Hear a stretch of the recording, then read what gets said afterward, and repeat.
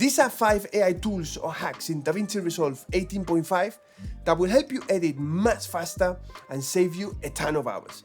These are things that I use myself in every single project, so I know for a fact that they work and they help me save a ton of time. And the first one is edit to text. And what better way to show you than in an actual project that I did a few weeks ago. And this is the A-roll for the video. And sometimes this could literally take me a day and a half, or even 2 days.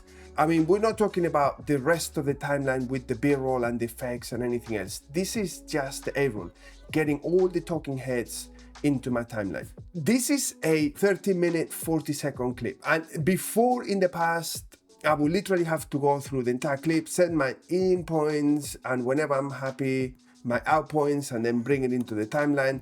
And it would just be real painful. What is great about Davinci Resolve is that I can just right-click, click transcribe. This is a long-winded explanation onto the camera that not all of it can make it into the edit. There are a lot of mistakes, a lot of repetitions. I have to edit that out into my timeline. And this makes it very easy because I can literally just select this, and let's say that I'm happy with this section here, and I can just bring it in there. And if I want to start, let's say from here, and I want to finish there, I can just bring it into the timeline. Now, let's say that, for instance, you have a section that has been really difficult and painful to get across because you made a lot of mistakes. So, for instance, this one was a bit difficult to get, and as you can clearly see, I tried a few times, and I was starting with, this is a real problem, this is not ideal. So all I need to do is just come to the last one because I know that this is the right one, and then I select all of these and it will make it into my timeline, and I don't have to go through all of these before, potentially. And this is amazing because this has literally saved me days, not hours, but days. This is such a time-saving feature, and just for this, it's worth upgrading from the free version to the studio version because this is gonna save you so much time. This next one is amazing because it's gonna transform the way you film with your equipment, because you can now make any camera look like it's a really expensive mirrorless camera in real time inside Davinci Resolve using the depth map and lens blur. It's amazing, and you get real-time playback, which is something that you didn't have before when you used the Magic Mask. And that is really helpful. Back in Davinci Resolve, and I have these 2 clips here that I'm going to add a blur background very quickly, and this is gonna be amazing for you. Look, and all you need to do is create 2 zero nodes.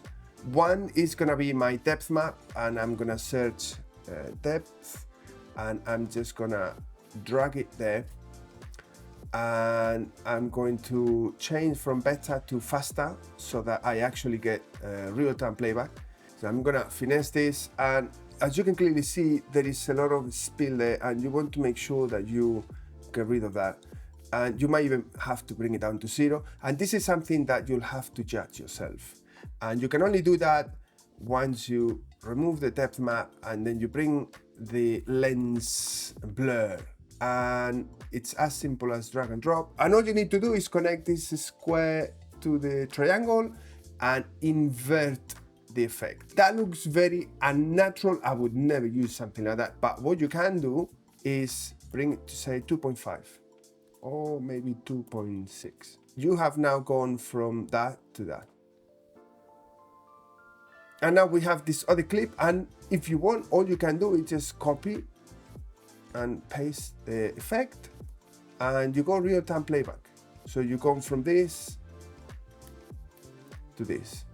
And if you were to have a number of clips similar to this one because you're doing talking heads to camera, you can just copy and paste the effect and it's done. And this is what's so amazing about this, because you can now film with your small compact camera and make it look like you shot on a really expensive setup with real-time playback. This is gonna save you so much time. So the next one is called Superscale, and this is gonna allow you to upscale any 720 or 1080p footage to 4K or even higher. And what this means is that you can now match the quality of almost any archive footage or any sort of low-res footage that you have to your fancy 4K or whatever high resolution clip. And this is so easy to do now. So here I have 2 clips on my timeline, and as you can clearly see, these are 720p, and you can clearly see that the quality is not that great. There is no detail on the head. Everything looks kind of very soft. And all you need to do is go into the inspector, scroll to the bottom, and then take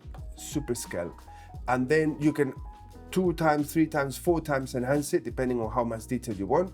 And then just bring the sharpness and the noise reduction up, and look how much more detail you got everywhere. Look how much detail on the jacket and the jumper. Compare that to this. It's really soft. You can clearly see that there is a big difference, and the same applies here. This is off, this is on. Even the camera, look at the detail on the camera. If I turn it off now, it's all soft. The only thing that you need to consider for this is that there is no real-time playback for this. This is really processor intensive. So my advice is that you use this at the very end of your edit, just before you export, because otherwise it's gonna slow down your computer big time and you're only gonna get frustrated. But the results are really, really good.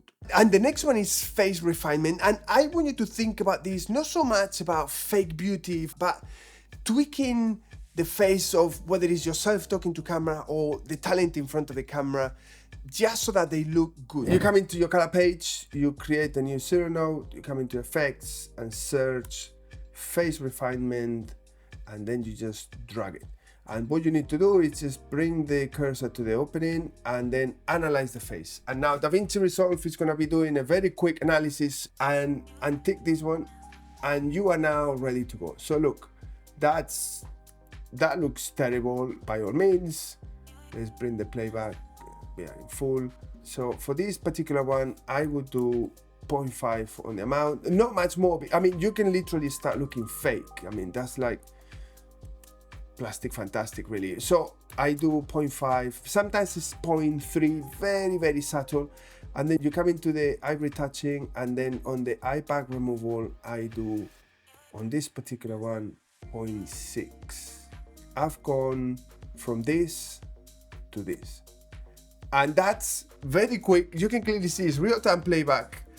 You know, look, if you could literally spend here creating all sorts of crazy looks with your face, you can do all sorts of things here. You can up the color, decrease the color, tint it. I mean, you can do all sorts of crazy things. I like to keep it nice and simple. One thing that I recommend is don't do your color grade here in between your footage and your face refinement. Look what happens now when I go full screen. It's almost like this side of the face refinement is gone. It's not working well. I don't know what Davinci Resolve is doing, but you can clearly see that on the left is sort of okay, but on the right the effect is gone. If I delete that, and now I create a new serial node after the face refinement, and let's say that now I crank up the saturation and I come here full screen, you can see the effect works really nice. You look at this footage now and you wouldn't think that the guy maybe had a rough night because his child was sick and he had to go to hospital. No, you would think, oh well, you know, it looks fresh.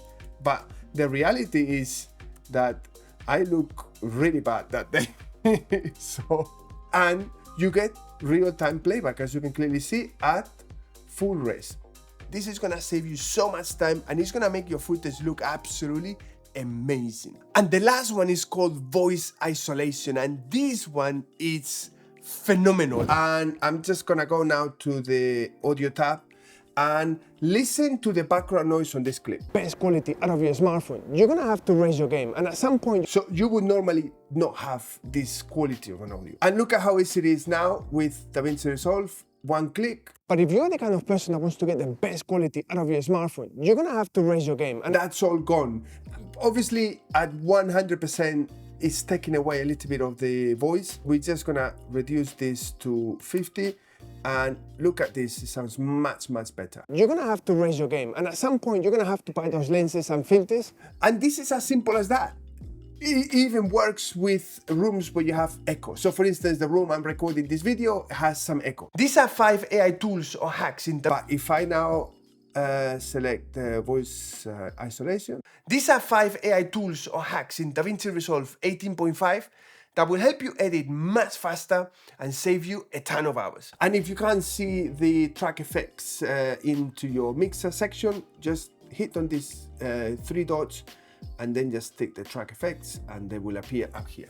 And I genuinely hope that you find this video helpful and it will allow you to save you a lot of time, because at a personal level, Davinci Resolve 18.5 has allowed me to save so much time, and hopefully this video will help you to do the same.